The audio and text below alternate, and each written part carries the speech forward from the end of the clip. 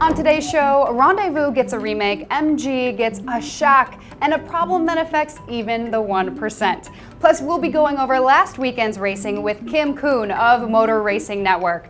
I'm Dana Simone, and this is Hagerty's Daily Driver. Buckle up.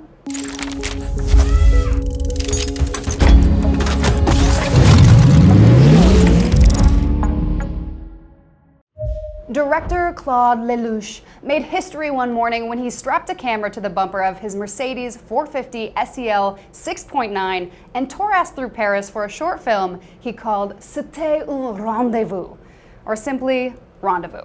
It was one of the most visceral car films the world has ever seen, dodging cars, buses, ignoring red lights. And if you've never seen it, absolutely look it up, because folks, it is insane. That was 44 years ago, but today we get a sequel, and this time it's in Monaco. And fittingly, it features F1 driver Charles Leclerc in the brand new Ferrari SF90 Stradale. I say fittingly because while the original car was a Mercedes, the sound dubbed over it was the director's own Ferrari 275 GTB. The plot of the new film, I'd say, I don't want to give it away, but it's also sort of hard to tell. There's a florist and Prince Albert II of Monaco and a Ferrari. I'm not sure it matters, but in a year when we don't get a Monaco Grand Prix, it's nice to get something. So watch the film and let us know what you think in the comments.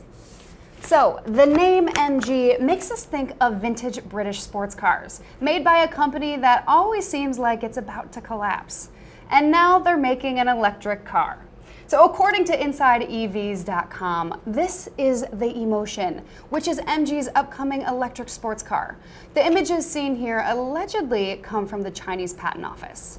So why the Chinese Patent Office? Simple. A Chinese company now owns MG. And this isn't the first time we've heard of the name Emotion. MG unveiled a concept car back in 2017 and said the car would be ready this year, which it wasn't. Hey, people get busy, right? And they have been busy. Contrary to what you might expect, MG sales have soared recently, as have deposits on their all-electric crossover, the XS. And what they've lacked is a sports car in their lineup, which for MG is a sin. While an electric MG sports car may not have been our first ask, we'll be okay with it, so long as they give us a shooting brake version and call it the Emotion B. And now for a segment that we like to call Total Recall, we look at the biggest and strangest automotive recalls. First, Ford just announced the recall of 2.1 million cars over faulty door latches, which may cause the door on, say, your favorite Ford Mustang to just randomly open while driving, which I think is safe to say is not good. And if you think it sounds familiar, it's because Ford already issued a recall for this, but allege some dealers didn't fix it right the first time. Great job, guys. A+ work. But across town, Chrysler is telling all Pacifica owners not to park inside buildings or near other cars. Why? Well, they claim that there's a wiring issue that could spark and cause a fire. Thankfully, no incidents have occurred. So if you have a Pacifica, just park it by itself in a concrete parking lot surrounded by pools.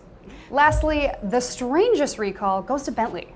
According to Car Scoops, the sunroof on three Bentley Continentals were not attached correctly, which could lead to wind noise or the loss of a roof. Call it an early Targa model. Well, we hope you enjoyed these stories, and remember them anytime anyone gives you crap for your classic cars not being 100% perfect. So coming up after the break, we're talking to motorsports reporter Kim Kun about this weekend's racing. Kim has been on the broadcasting team at Motor Racing Network since 2015. She's also co-host of The Glass Case of Emotion and Off the Grid on NBC Sports, covering all things on and off the track at IndyCar. Basically, if there's four wheels and a checkered flag, she knows what's going on. But first, while you're there, you can drive the wide-open MGs, the best-selling convertible sports cars in America. So come, enter the MG Classic Sweepstakes today. All right, guys, we are here with the one and only Kim Kun. Kim, thank you so much for joining us. No, thanks for having me. This is great. I know, it's so exciting to have you with us. So we had an exciting weekend of racing. You weren't there due to COVID, correct?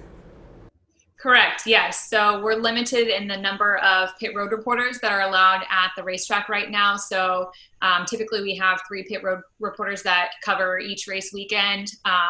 Now we have to bounce between sometimes 1, sometimes 2. So we're kind of rotating through. So my next series of races will be Pocono, the jam-packed weekend of Pocono. Heck yeah, well that's awesome. But touching on this weekend, we had a lot going on. So I believe we had 5 different races at Homestead. Hooters 250, Vodka 400, which is like my perfect Friday night pretty much. Just kidding. But yeah, so touch on the highlights of this weekend.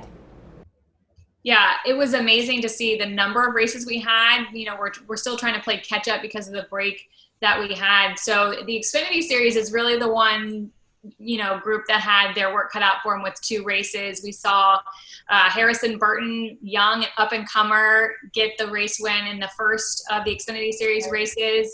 And then Chase Briscoe, who, you know, has made headlines recently with all he's been able to do on track, get that second win.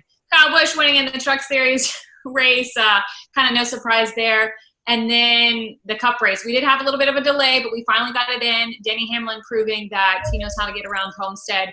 Now a 3-time winner at the South Florida track. So once we got racing, everything was good. And, you know, that track just proves time and time again to be one of the best racetracks because it's an older surface, a lot of character.